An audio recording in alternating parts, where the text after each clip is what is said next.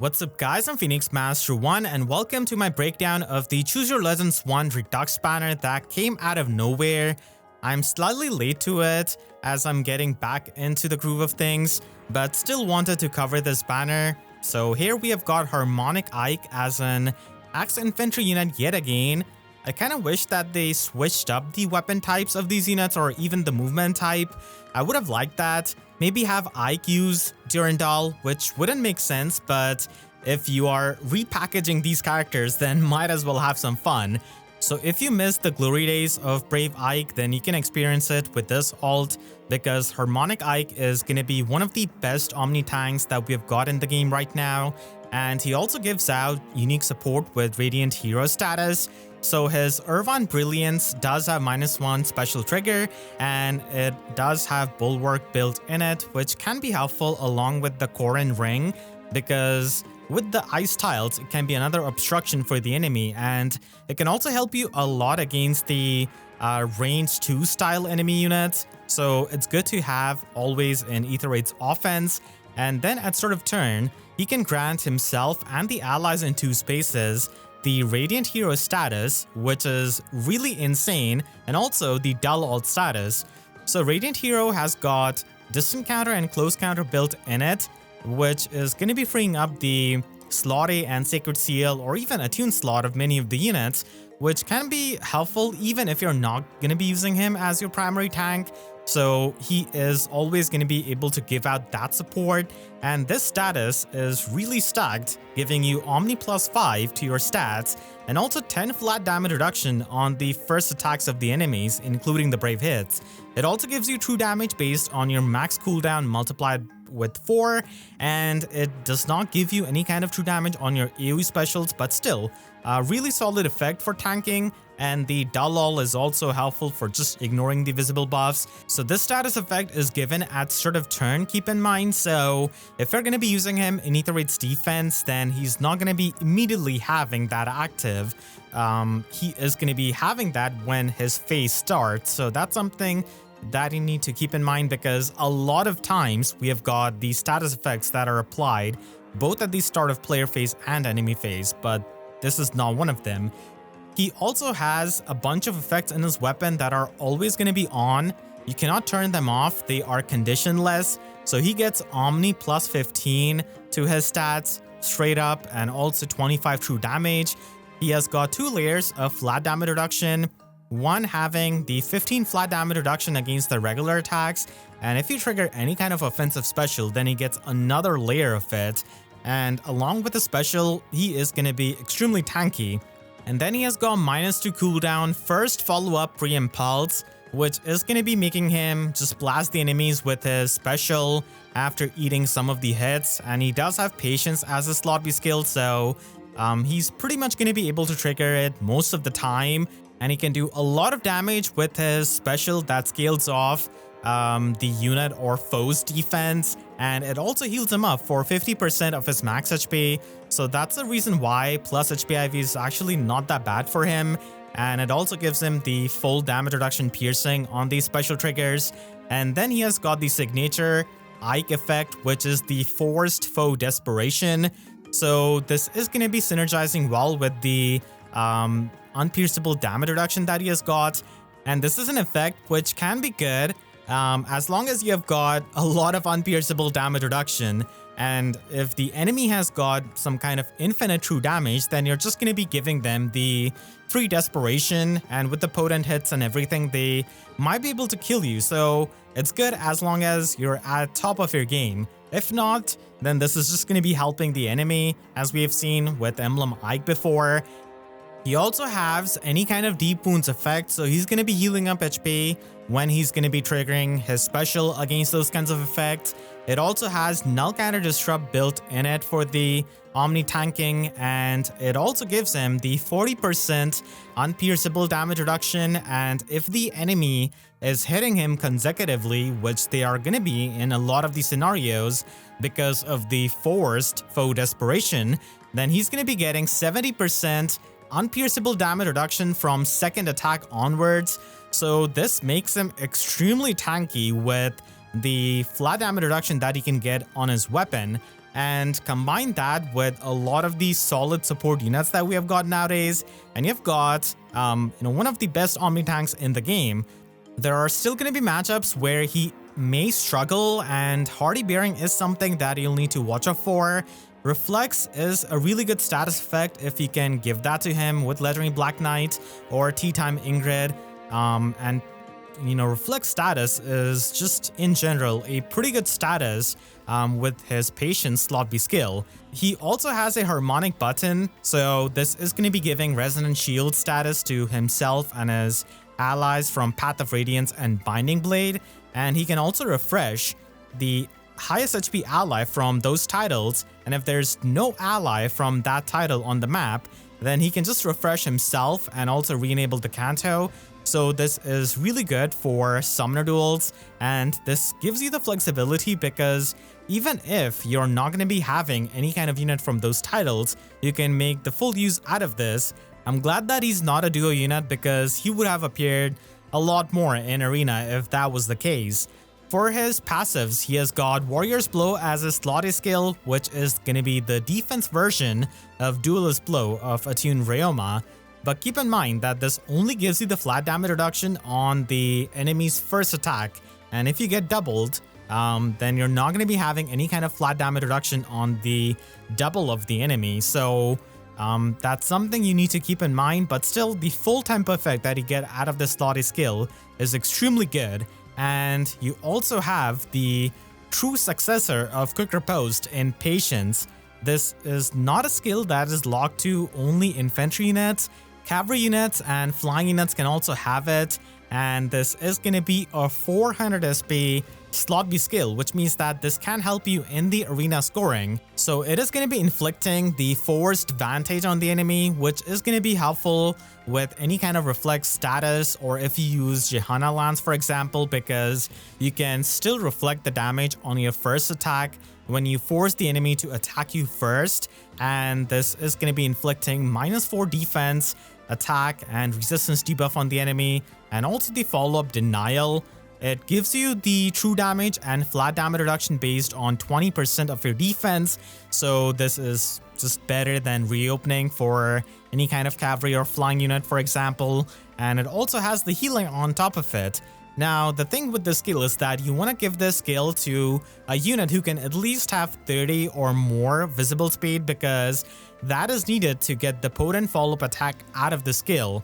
And if you cannot make a follow-up attack, or if you do not have any kind of brave effect, then you're going to be getting the full strength potent follow-up attack. And if not, then you get 50% of the strength of it. So again, this is not something that can be given to extremely slow units because they're not going to be able to make the full use out of this effect. So the middling speed units, they can fully make use of it, and the visible speed of the unit is going to be what is going to be taken into the account. You still have to watch out for Patience and its forced vantage, because if you're not able to survive, then it is going to be really annoying, and it's something that we have seen before with Summer Ephraim.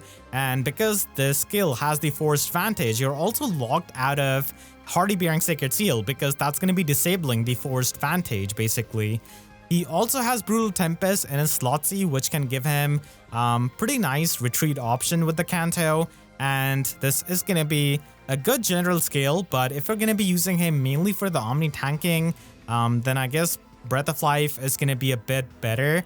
You can also run a Fate skill on him if you want to have more flat damage reduction, but the Bulwark effect is going to be overlapping with his weapon. So I guess we do not have the perfect slot C tanking skill for him yet. Maybe we get that in the future. So he is an extremely solid unit, and because this banner is going to be having a guaranteed spark, even if you do not have Fate Pass, he can be really helpful if you do not have someone like Attune Ryoma or Duo Elincia, for example. The annoying thing with these units is that they're not going to be in the permanent summoning pool. They are going to be running mainly on the Legendary and Mythic banners, as we have seen before with Duo Marth. And then we have got Harmonic Lyn with Lucina. She is a colorless bow cavalier, and still she has got Arc Rival. She does have a pretty unique mechanic with her intrinsic Mulligear, so it does have -1 special cooldown, and she can give the allies in 3 rows and 3 columns centered on her, the +5 attack and speed in the combat. They also get the +7 true damage except for the AoE specials, and she also gives them out the null guard effect and the null follow-up effect. So if they do not have any of those effects in their weapon, then that could be helpful. And she also gives herself the null guard and null follow-up, but her null follow-up is not going to be speed based compared to what she gives out to her allies. And just like Ike, she also has a weapon that is always going to be on. It does not have any kind of conditions. So she has got Omni +15 to her stats, 25 true damage except for the AoE specials, and 15 flat damage reduction. She also heals up 7 HP after the combat, and then she is able to have the unique style, which is going to be giving her the weapon strangle advantage against the armors as long as they're not triggering their savior effect. So you gotta attack the armors directly to have the weapon strangle advantage, and then you can make the full use out of Arc Rival and its scowl effect and the special jumping. She can also attack from 3 spaces away, so she is going to be a really good nuke, especially if you do not already have Summer Celica in your barracks. So that is going to be something that you can use once per turn, and the fact that you get weapon strangle advantage against the armors can really swing a lot of the matchups in her favor. She also gets that against the cavalry units, but usually the armors are going to be a lot more annoying to take out. Having such a huge range is going to be making her a very strong nuke along with her preferred slotty skill, Sakei's Decree. So it has got Canto remaining movement built in it. The minimum Canto is going to be 1, which is a bit different than the Canto distant traveled of Summer Celica, but I guess you can still make use of the Canto remaining movement with the Harmonic skill of Lyn, which can refresh her. She also has the Omni Feud effect built in the slotty, which is extremely powerful for any kind of nuke because you're able to isolate the enemy units from getting the drive effects from their allies, the flat damage reduction support, miracle support, maybe even silence ward, and that can free up her slotty skill from running red feud or colorless feud, which is seen quite a bit.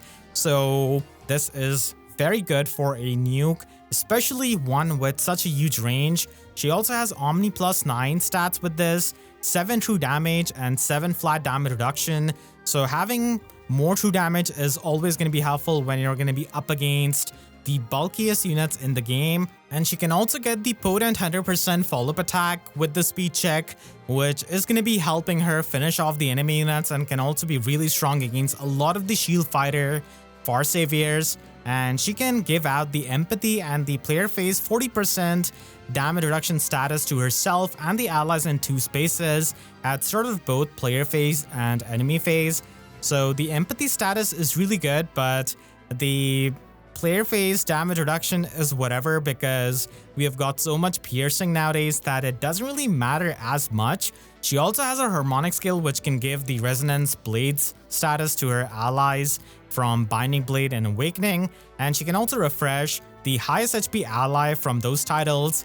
Awakening does have more insane units, so that can be helpful again in summoner duels, and this is going to be giving her another action which can be helpful for just cleaning up in Ether Raid's offense as well if you have killed their duo unit or just broken their duo hindrance. Having this kind of extra action is going to be a bit better for her as a nuke than it is for Ike, I suppose. And she has got Execution Breath, which is going to be the physical version of Conjuring Breath that we saw on Ninja Gulvig. So the innate deep wounds effect built in it is going to be really good for the nuking along with the true damage that you get out of it. If we get any kind of Windsweep 4 in the future, that would also be really strong because you're going to be able to deny the Silence Ward with the feud in her slotty, and then you can just make use of the Windsweep. They still haven't released the tier 4 sweep skills, which I'm really waiting for. She can get the damage reduction piercing out of her Slotsy skill in attack speed Hone Assault, which can also give her the extra offenses. So Harmonic Lyn is an extremely strong nuke, an updated one if you do not have a lot of the modern nukes in your barracks. And she is going to be a bit tricky with the fact that you have to target the armor units directly for her weapon strangle advantage to be there for arc rival. So sometimes it can be annoying if they're in the back line and if they've got core and ring and stuff. So you're not able to get the weapon strangle advantage if they have their savior effect active.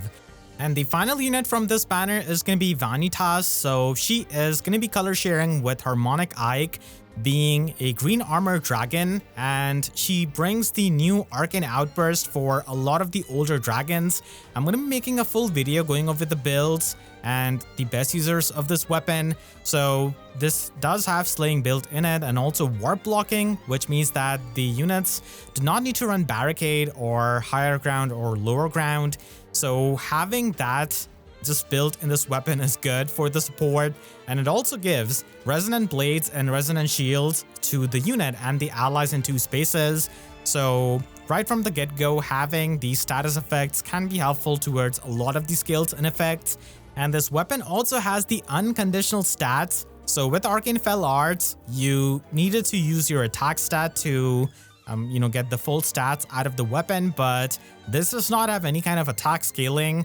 You just get plus 15 to all of your stats. You also get 25 true damage, which is not going to be getting added into your AoE special. So I guess that's one of the things that Arcane Fell Arts still has got above Arcane Outburst. So if you're running any kind of AoE dragon, it is going to be a bit better, I guess. But this is going to be a better weapon for all of the other builds because this has got 2 layers of flat damage reduction. The first layer for the regular attacks and then another layer for the offensive specials. And then finally it has got the 50% damage reduction piercing, which I wish was some kind of different effect. I would have loved having preempt pulse as the final effect because the most damage output that we have got nowadays is unpierceable. So this doesn't really do too much as an effect. But still, overall this is a very good weapon for any kind of older dragon. And she also has Dragon Ice as the special, which is going to be the resistance variant of Dragon Flame. So this is going to be better than Dragon's Roar as it can give you the healing and also it gives you the unpierceable damage reduction. And then she has got her slotted skill in Unfledged God. So this has got distant counter built in it.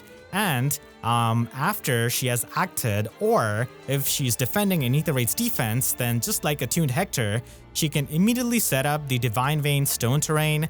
So this can be helpful against, young Camilla, but it can also clash with Core and Ring and the terrain that it provides you. She also gets the 7 true damage out of the skill and guaranteed follow-up attack because she is extremely slow. And the preempt pulse is instead given to her in her slotty, which I really wish was in her weapon. So this can give her the special jumping for her Dragon Eyes, and her main utility is going to be the fact that after the combat in the enemy phase, she can erase the first 5 bonus status effects on 3 rows and 3 column foes, which is pretty unique. But it's the fact that you do not get this on the first combat and you gotta enter the combat. So Mythic Loki is an extremely powerful unit because of her bonus erasing. Other than this, she is not really all that impressive of a unit or a far savior or a tank because she does not have as much flat damage reduction as some of the best saviors in the game. And this kind of bonus erasure is good, but I just have a feeling that we're going to be getting a lot more units that can do this in the upcoming book 10.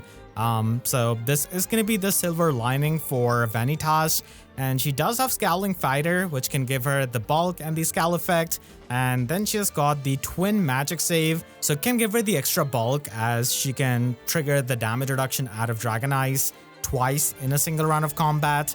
So you can run this along with a physical save unit, and then you've got both of these saves.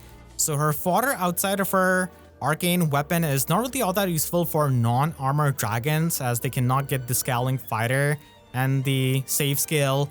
So overall this banner is kind of confusing because it has got 3 units, no forging bonds, and they keep saying that it's a celebration, but the 10-year anniversary of Choose Your Legends 1 is going to be in 2027, and because of no forging bonds, you do not get any kind of tickets, and you also do not have any kind of free unit out of the Grand Hero Battle that you would otherwise have. I thought maybe we were gonna be getting some insane thing because they scheduled the double mythic into the middle of the month, but they were just gonna be doing this kind of Redux banner. This banner is gonna be good because of the guaranteed spark, but we're gonna be getting the book 10 and its new banner in a couple of days, so you should definitely be looking out for that. I really want to thank all of my 2 members for their support. It means a lot after this kind of big gap that I've had this year, and you can click the link on the screen right now to check out my Hall of Forms guide for this month, and make sure to subscribe and hit the notification bell because YouTube sub boxes are about as confusing as this banner. So with that said, I'll see you guys next time. Thank you so much for watching and have a great day.